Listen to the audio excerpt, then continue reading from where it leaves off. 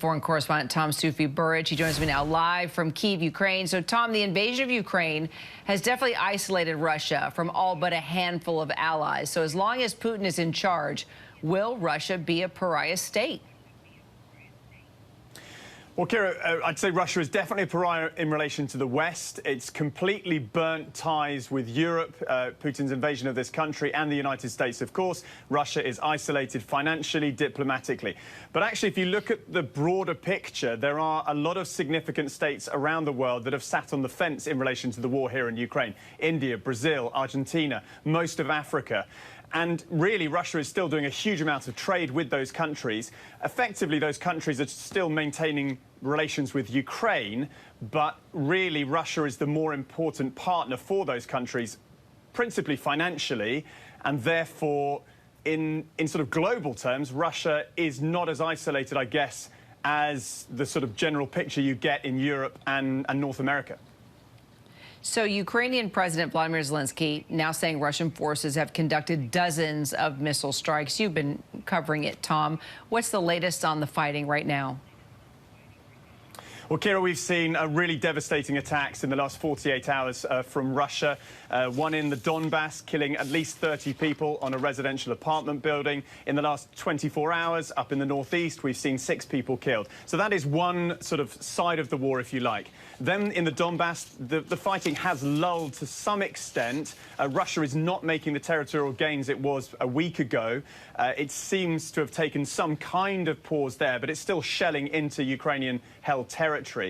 But the south is another front of this war, and that's interesting, and Ukrainian officials are talking up the idea of an offensive in the south.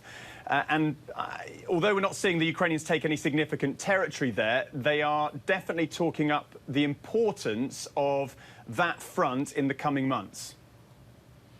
So Ukraine's defense minister reportedly wants to put together this force of 1 million people armed with Western weapons to take back the southern territory. How realistic is that, Tom? Well, a million effectively is the kind of total of all of the defensive forces that Ukraine has. So it's the military, it's the territorial defense force. But the idea of all of those troops being launched on one single front of this war, I don't think is realistic. I mean, again, this is a war on multiple fronts, the east and the south, and then all the missile strikes coming into Ukrainian-held territory. The south is definitely a Ukrainian priority. I spoke to an advisor to President Zelensky over the weekend, and he was at pains to point out that Ukraine really wants to go on the offensive in the south to try and retake territory which was taken by the Russians at the end of February, March, April.